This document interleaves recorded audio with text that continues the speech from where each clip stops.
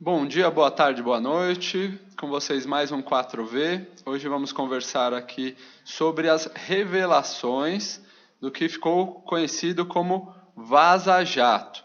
Para essa conversa, depois da vinheta, teremos duas convidadas especiais, bem interessantes. Vamos lá.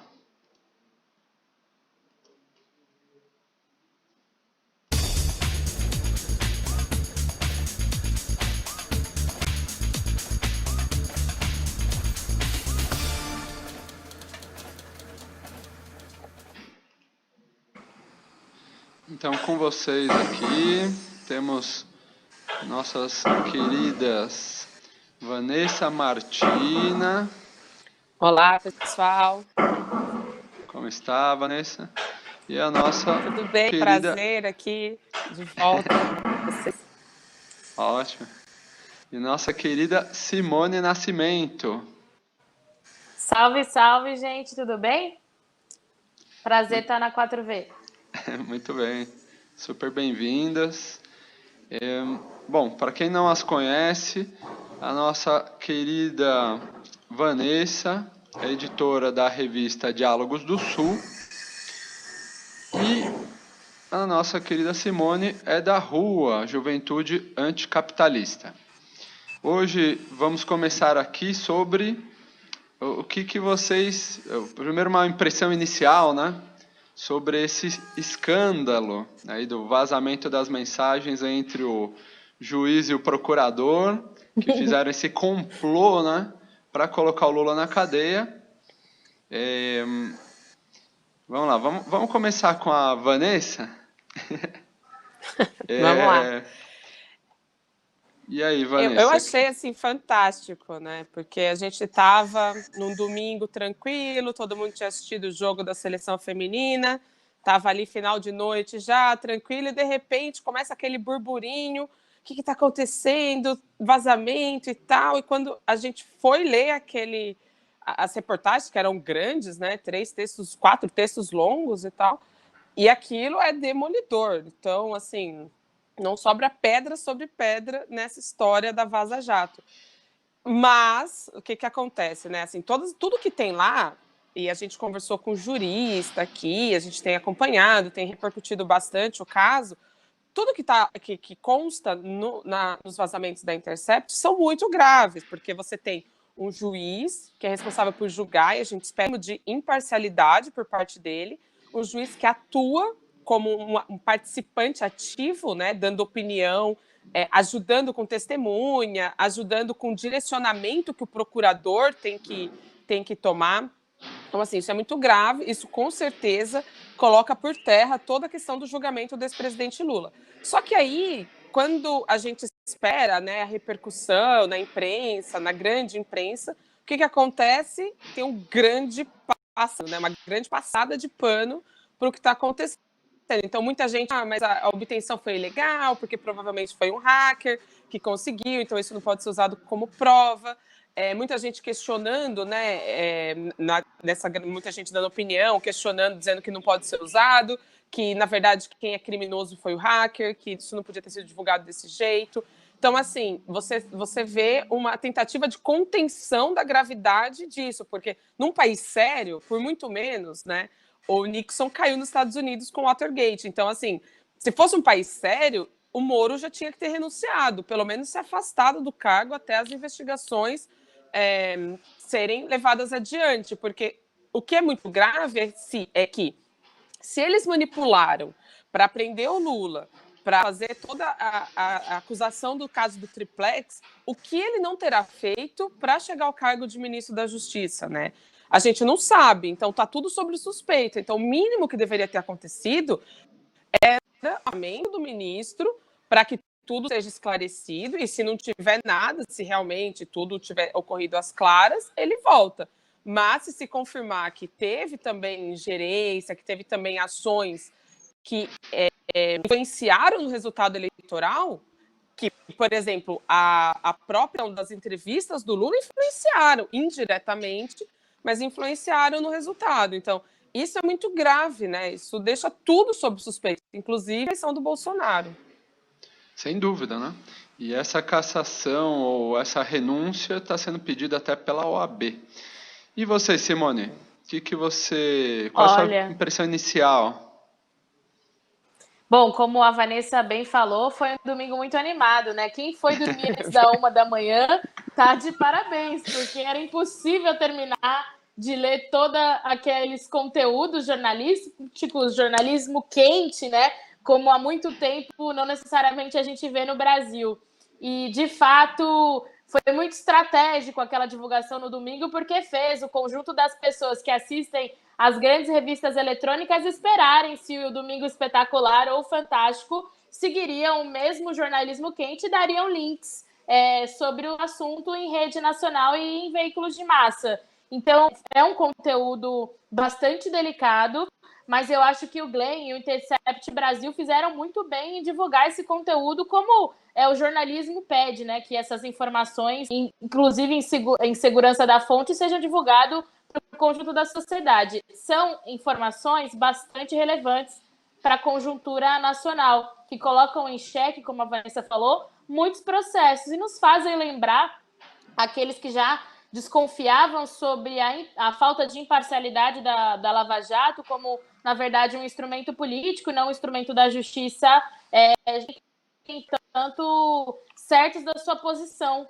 né? Porque há muito tempo a gente vem questionando se a Lava Jato de fato tinha um instrumento imparcial de combate à corrupção no Brasil ou se ela era uma ferramenta dos de cima para, inclusive, intervirem de forma brusca judicialmente na conjuntura nacional. Então, tem várias coisas que foram colocadas em xeque. Em primeiro lugar, com o papel do Moro. Para mim, quando o Moro se tornou ministro da Justiça do governo Bolsonaro, já estava colocado em xeque a imparcialidade dele na sua ocupação anterior. Né? É uma Só com pessoa que isso se já. torna... só com isso já tinha uma série de elementos para mim, para que um país sério não admitisse esse tipo de transposição de cargo, né? Inclusive, o que ele teve com o conjunto da sociedade você ouvir um áudio onde as pessoas viram para o Moro e falam: você vai dirigir multidões, né? Então, de fato, a sua atuação como uma atuação política e não a atuação de um juiz, não a atuação de alguém que cumpre a legalidade democrática, que segue a Constituição, que segue o Código Penal. Então, esses elementos são bastante frágeis, demonstram uma fragilidade da nossa democracia brasileira e o último período que a gente vive, porque além da prisão do Lula, mais uma prisão política no Brasil, uma pessoa que foi presa, na minha opinião, para que o resultado eleitoral se desse de outra forma no país. Para além disso, tem várias outras coisas, o processo de impeachment da Dilma, todo o processo orquestrado nos últimos anos, esse período que a gente vive, que culmina nas eleições do Bolsonaro, nesse governo, é um processo de alguns anos já. Então, mostra aí, de fato, um plano orquestrado com tudo.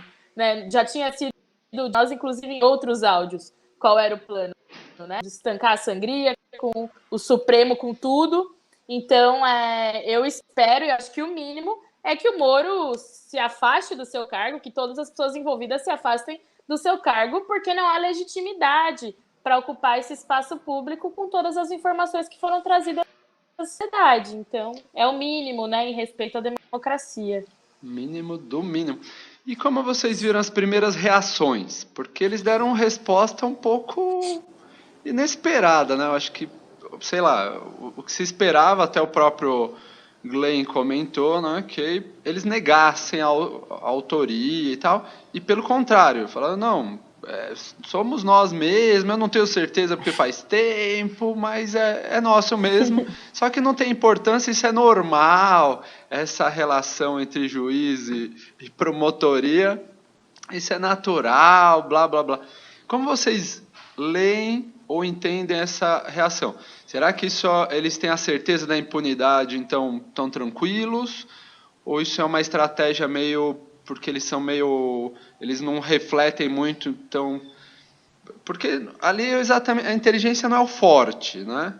Eles têm talvez outras virtudes, né? Mas essa não é o forte ali. O que vocês leem dessa reação primeira, tanto por parte do Moro como do Dallagnol? Não sei quem é. Fiquem livres agora, quem quer. Bom, Ô, Vanessa. Vou posso falar. começar? Vamos lá. Legal. Não, então vai. Não, a gente está aqui nessa troca. Vou falar, então. Bom, eu acho que eles, como são juízes, né, trabalham com suas togas, estão dentro dos processos, eu acho eles muito inteligentes, na verdade. Eles dominam muito bem, enquanto a justiça burguesa no Brasil, ela é uma ferramenta de injustiça para a maioria da população. Então, sabem muito bem argumentar de que aconteceu há muito tempo que não se lembram, se fizeram aquele diálogo, que pode até ser, mas que se aconteceu, então é algo normal, porque quando a gente vai, inclusive, debater a questão da justiça criminal no Brasil, as pessoas são premiadas por condenação, né? De fato, há, sim, muitas vezes imparcialidade em muitos casos no país, não à toa a gente tem uma maioria de pessoas presas que pertencem a uma maioria excluída social. Então, problematizando no âmbito geral, eles apresentam provas de quem consegue, sim, uma proteção. Acho que a gente vê manchetes de jornais, não vale citar aqui, que ao invés de falar em caso, falaram mais sobre o quanto eles foram injustiçados por terem tido seus áudios expostos. Então, informação tão chocante no país, né, que ganhou as redes sociais, inclusive, e capas de jornais que pautavam mais, olha, o Moro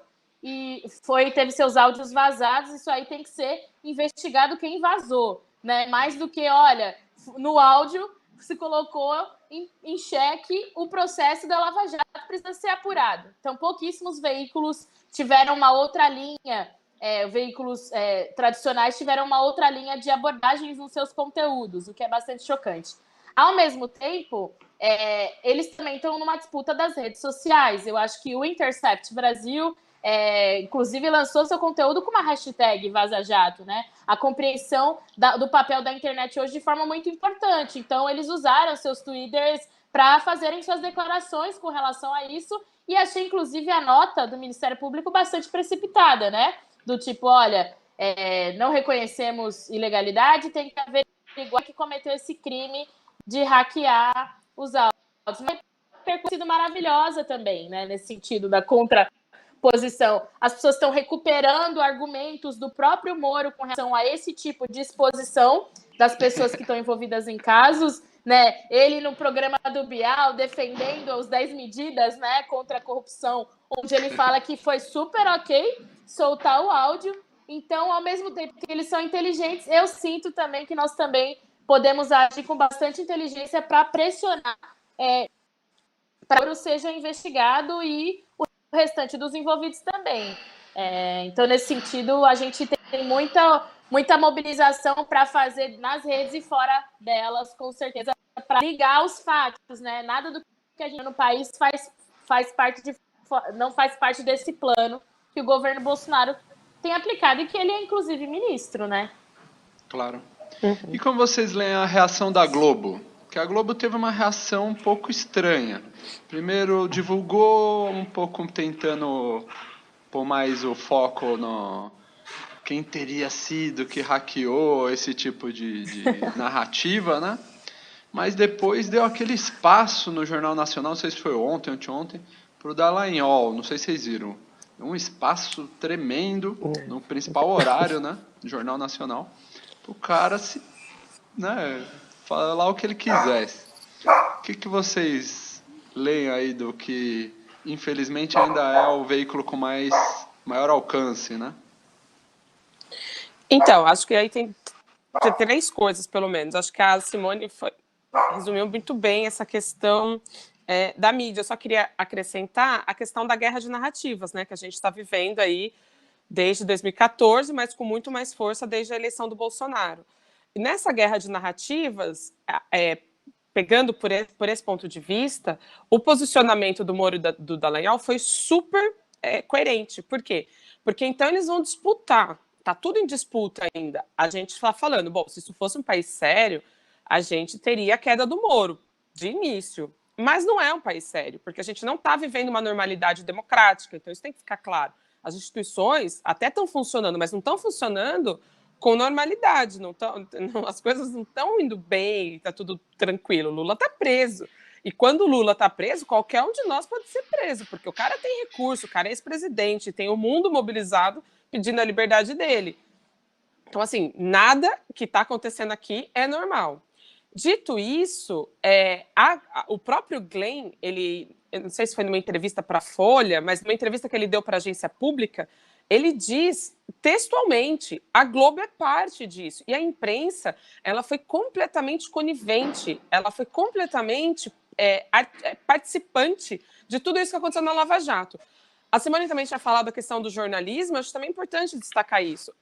O Intercept fez jornalismo. O que a gente tinha até agora acontecendo com tudo isso que estava envolvendo a Lava Jato, era isso que se chama de declaração, jornalismo declaratório que, sei lá, se é jornalismo, entendeu? Então, assim, Deltan disse, Moro disse, Bolsonaro disse, fulano disse, mas e aí? Disse o quê? Por quê? Entendeu? Quais são as provas? O que está por trás disso? Então, a gente tem um pano de fundo daquilo, não tem investigação nenhuma, tudo dado como certo, como garantido e de primeira. Então, todas as delações da Lava Jato foram tidas como certas, como se fossem verdades.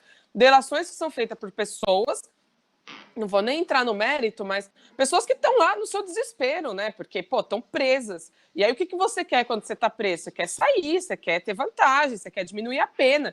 Então, como que a gente pode atestar que essas pessoas que estavam presas disseram verdade? Então, e a imprensa não questionou isso em nenhum momento. E a Globo, nos seus jornais, a gente via o quê? Vazamento da Lava Jato específico num horário para entrar no Jornal Nacional. Então, como que não tinha articulação com a Globo? Tinha articulação com a Globo. O Glenn diz isso. Então, como que a Globo agora vai chegar e vai dar o maior destaque, entendeu, para o vazamento? Não vai. Então, eles também estão sendo coerentes dentro de tudo que eles vieram fazendo desde então. Deram muito espaço para a Lava Jato, concordo, mas eu acho que a gente começa a ver uma ruptura dentro da grande imprensa. A gente já tinha Folha de São Paulo muito pé atrás com o Bolsonaro desde antes da eleição, fazendo uma oposição ali sutil, mas fazendo uma oposição, pegando um pouco mais pesado, pedindo mais fatos, né? Enfim, fazendo um jornalismo um pouco mais apurado. A gente vê um Estadão também começando a dar um passinho atrás, ainda muito tímido, mas começando a se posicionar. Eu ouvi colunistas do Globo, colunistas da CBN também, colocando aí que a gente poderia chamar de os pingos nos is, dando como um fato muito grave o que estava acontecendo. Claro, pedindo investigação, pedindo que a polícia apure e que seja, né, comprovado e tal, mas dando um passo atrás. Então, eu acho que, assim, enquanto organizações Globo, eles não têm muito o que fazer porque eles são parte, né? Eles atuaram desde o começo para que isso chegasse onde chegou. São parte, inclusive, da eleição do Bolsonaro. Não dá para negar que a imprensa esteve diretamente nisso.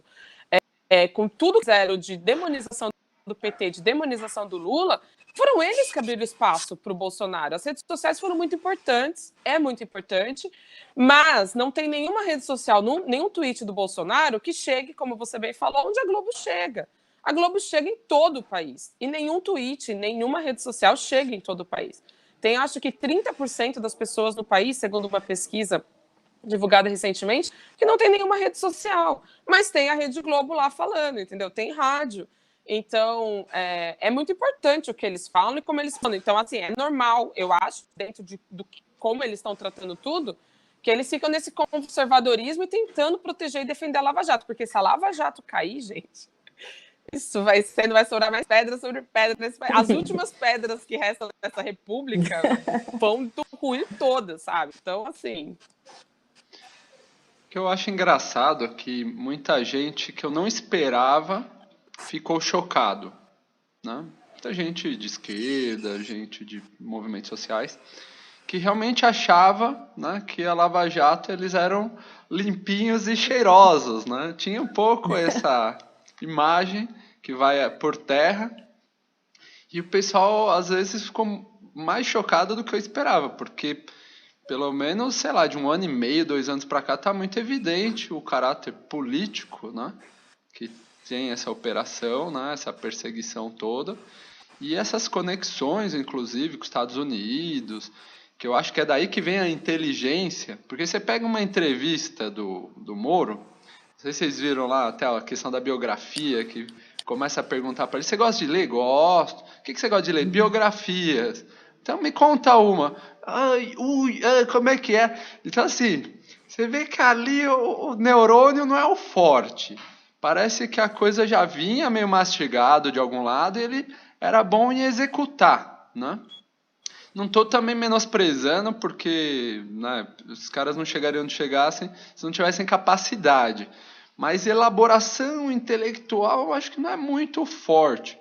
Por isso que me espanta, né, essa precipitação toda, quando o Intercept já comentou que só soltou por enquanto 1%, e que a quantidade de vazamento foi maior que a do caso do Snowden, que já era a maior da história, e essa da Lava Jato é ainda maior, pô, os caras falam, não tem nada relevante, é um pouco precipitado, me parece, assim, né? Eu tomaria mais cautela, iria mais devagarinho se fosse eles. Mas, enfim, Simone, o que você entende agora que a gente tem que pressionar? A gente tem que pressionar, obviamente, para eles renunciarem, eu imagino, mas duas coisas, né? Você acha que vai acontecer o quê? Né? Falando agora de um pouco mais de futuro. Sei lá, você acha que o Moro vai chegar a pedir uma renúncia, ou que o STF vai fazer alguma coisa, ou você acha que só as ruas? Como é que você entende a coisa aí, a futuro? Simone? Ixi, acho que congelou a conexão dela. Então vamos com a gente que Vanessa, até a Simone voltar. Bom, eu que isso, né, que foi revelado agora, dá muito fôlego para as manifestações e para a greve geral do dia 14, da sexta-feira. Porque a gente já tinha uma revolta, então a gente está vendo, né, desde o Ele Não, que foi um puta movimento incrível, que teve muito de organicidade, então mulheres, quando eu moro em Jundiaí, eu participei do Ele Não em Jundiaí e tinha um monte de pessoas que eu encontrei na rua que eu não esperava encontrar na rua, que eu não esperava estar mobilizado ali naquele momento, e estava. Então, desde aquele momento, eu acho que tem uma sede das pessoas de se manifestarem, de se colocarem, né? Porque as ruas foram tomadas pela direita, mas as ruas por direito, as ruas são da esquerda, né? A gente que sempre ocupou esse espaço, que sempre fez nossas reivindicações aí. Então, estava tudo muito desconexo. A partir daí, com a eleição do Bolsonaro, eu acho que teve um outro momento que foi, cara, a gente precisa se mobilizar, a gente precisa fazer alguma coisa, mas o que a gente vai fazer, né? Então não tinha muito o que fazer, não tinha convocatória, estava todo mundo muito inseguro com relação a como a coisa ia acontecer. E aí nós tivemos, então, essas mobilizações pela educação no dia 15 e no dia 26, não, no dia 15, agora vai ter no dia 14, que foram muito grandes, dia 15 e dia 30, né? Uma manifestação pela educação. De novo, muita gente foi para a rua, muito adolescente que talvez tenha sido a vez que tenha se manifestado. Então, a gente vem nesse crescente de a gente precisa se expressar, a gente precisa se manifestar. As coisas que estão acontecendo não são boas, a gente tem uma grande ameaça de perdas reais de direitos. Então, a gente precisa fazer alguma coisa. Então, acho que tudo isso converge para o dia 14, tudo isso que a gente já vinha, né, nesse acúmulo, mais o que acontece agora. Então, a gente vê que a eleição, ela talvez não tenha sido tão limpa quanto muitos acham, e aqui a gente tem uma posição bastante definida sobre isso. Essa eleição foi uma fraude, foi a maior fraude da história da República. Foi totalmente mais fraudulenta da minha vida. Da história da República, porque de todos os vieses, de todas as maneiras que você olhar, foi fraudulenta, desde o WhatsApp, desde a manipulação anterior, desde a tirada do Lula da disputa. Então, assim, ocorreram fraudes em muitos níveis, né? Então, assim, a eleição foi fraudulenta. O correto mesmo seria pedir novas eleições, é muito difícil, claro, a correlação de forças é muito difícil, mas eu acho que no dia 14 a gente começa a reverter. Se essa greve for grande, como a gente espera que seja, então a gente já teve em São Paulo confirmação de metrô e trem, a gente, ao que tudo indica, também vai ter paralisação dos ônibus, e sem metrô, trem e ônibus, ninguém chega na capital. Então, aí já é greve, porque é muito difícil de chegar. As pessoas moram na periferia, moram distante e não conseguem vir. Então, vai ter que paralisar. Então, a gente, se tudo se confirmar, como a gente espera que se confirme, né, para essa mobilização, cara, isso muda a correlação de forças. O Bolsonaro, quando teve a manifestação dos estudantes, chamou os estudantes de imbecis, de idiotas úteis. Ou seja, é muito louco isso, porque quando você tem uma mobilização dessa magnitude, geralmente os políticos tentam botar panos quentes. Não, a gente vai conversar, não é bem por aí, vamos ver, não contingenciar nada. Não, ele fez o contrário. Ele apagou o fogo com a gasolina, ele jogou mais lenha na fogueira. Eu acho que ele estava esperando que a mobilização deles fosse maior, mas não foi, né? Então, teve uma mobilização importante e tal, mas não foi maior. Então, eu acho que eles fizeram uma aposta e agora eles podem cair bem do cavalo com essa mobilização do dia 14. Por isso é muito importante paralisar, sim, ir para as ruas na sua cidade, no seu bairro, onde tiver mobilização, se informar, porque a correlação de forças agora está em disputa e é bem importante. Falei muito. Tranquila. E você, Simone, o que você acha que vai acontecer agora a futuro? Como é que você enxerga? Será que o Moro renuncia? Será que só a pressão das ruas? O que você vê aí para 14 de junho? Eu queria voltar um pouquinho antes, que Tranquilo. É sobre essa movimentação da imprensa e como isso se liga ao dia 14, como isso se liga ao dia 15 e dia 30 do mês passado. Acho que a primeira coisa é que é importante observar as nossas vitórias e como a nossa pressão ela caminha para a derrota desses que estão aí articulados no mesmo plano para o país. Então, se a gente observar, por exemplo, o Bolsonaro ele congelou a propaganda do crime do Sérgio Moro. E o que está em disputa hoje na Globo, no Estadão, na Abril, é qual é a estratégia para o governo não minar e conseguir aprovar a reforma da Previdência.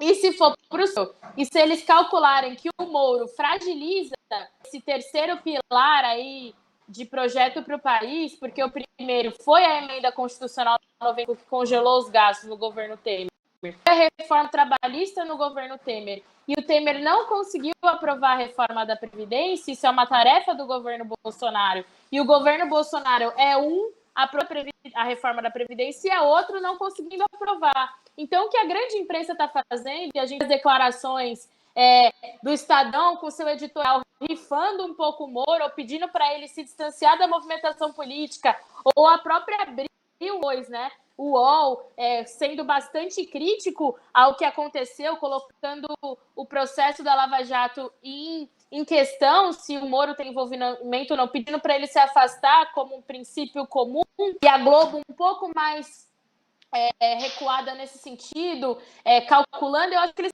estão quanto esse é um processo que fragiliza ou não o governo, fragiliza ou não as movimentações no Congresso Nacional em torno da reforma da Previdência. Então, o governo Bolsonaro, ele não deu nenhuma declaração, né? Ontem a gente viu aquela coletiva de imprensa bastante claro, está errada a coletiva de imprensa, não vou falar sobre o Moro, ele sai junto com todo mundo, o Dória estava lá, né? O que o Dória estava fazendo lá na coletiva de imprensa do Bolsonaro? É uma pergunta para a gente. E tá muito claro, ele tirou a campanha do pacote anticrime do Moro, que ia rodar nos veículos de massa para convencer a população da aprovação desse pacote. Quando a gente fala da pouca...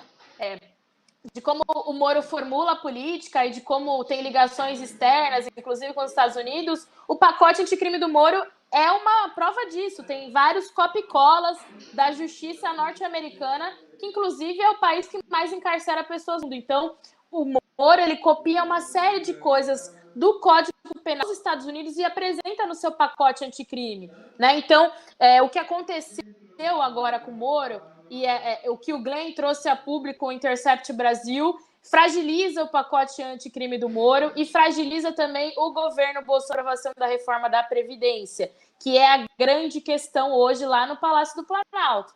Então, claro, entender isso é fundamental mesmo. E aí, com relação às ruas, eu acho que É nossa tarefa, a tarefa dos movimentos sociais, dos partidos políticos de esquerda, conseguir capitalizar essa indignação acumulada, né? Então, uma coisa que é muito positiva é que as manifestações das e dos estudantes, né, que lotaram as ruas no dia 15 e 30 do mês passado, se encontram no próximo dia 14, bem como a paralisação das trabalhadoras em defesa da Previdência Social.